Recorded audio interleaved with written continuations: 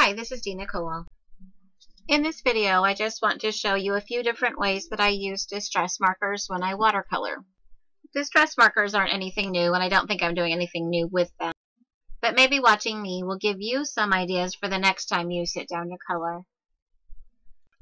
I like to start by giving a vintage look to my background. So this is frayed burlap, and I've just scribbled it onto my craft sheet. If you don't have a craft sheet, you can use a ceramic tile or a piece of glass to do this technique. I sprayed water into the ink, and I'm just tapping my watercolor paper into it. And I love how the ink feathers with the water.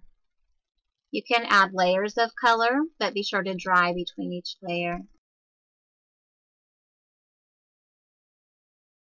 If you have leftover ink, you can use a stamp to pick it up and stamp into your background. And it's not going to be a real sharp impression, but it does add some texture to the background. Again, each time you add a layer of color, be sure to dry the panel completely with your heat tool. Since I'm watercoloring, I want to make sure that the ink I'm stamping with will stay put when I put water to the paper. So I'm using StazOn ink for this image. And once the image is stamped, I'm going to use Worn Lipstick to begin coloring the base layer of my azaleas. And I love the brush tip on these markers. I love that I'm able to get into detailed areas, but also I can use the side of the brush for a broader stroke. And that's what I'm doing here, so I can move a little more quickly. I always color with the lightest color first and give my full area, in this case the flowers, color in the full petals with the lightest color.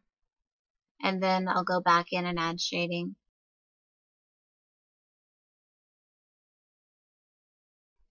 The next color I'm using is Crushed Olive, and I'll use that for all the leaves and stems on this first layer of colors.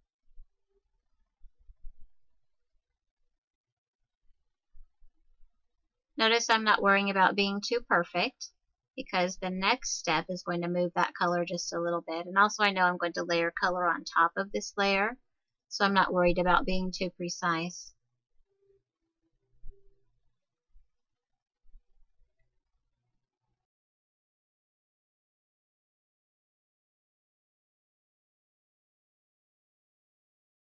Once that color is all laid in, I'm going to spritz the panel with some water. And I love the feathering effect of that ink, so I'm going to allow that water to move the color just a little bit and bleed into my background. And that will bring the whole panel together, tie the colors of the main image into the colors in the background.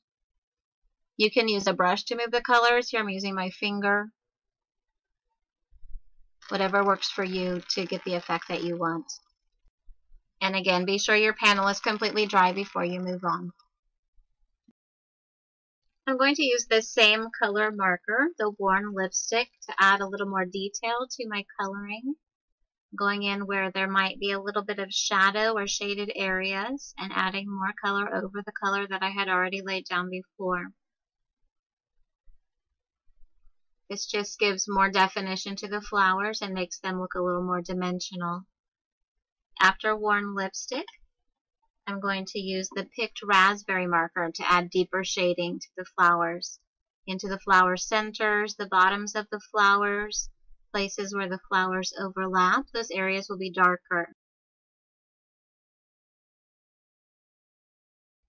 Again, I love being able to use either the tip or the side of that marker depending on the broadness of the stroke I want.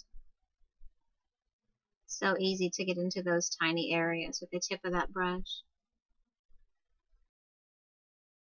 Now I'm using a water brush to blend those areas that I've just colored.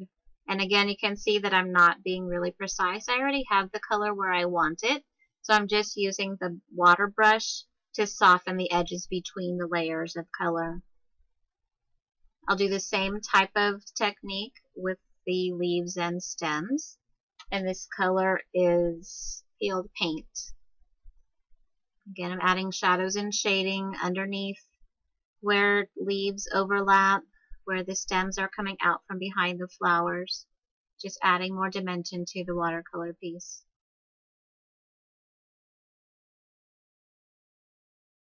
You want to clean off the tip of the brush before you move on to another color.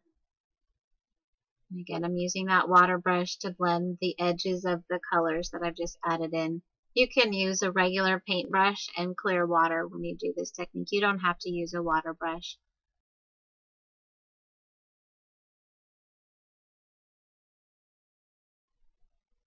Now I'm using weathered wood to add a little bit of a shadow behind and below my image, and just to add to the background a little bit.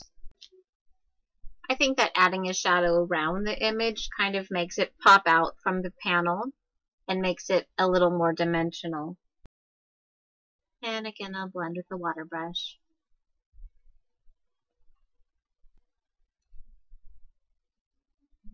I wanted to add just a little more color to my background, so I'm doing the same scribble and spritz technique. I'm going to roll my water brush in that ink and tap the brush onto another marker to add some little spatters to my background there.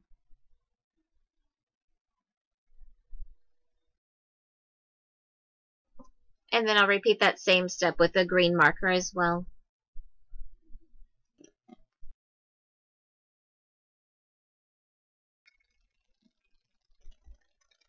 Gave my panel one more final hit with my heat tool, and then I decided that I wanted to add a few more finer details.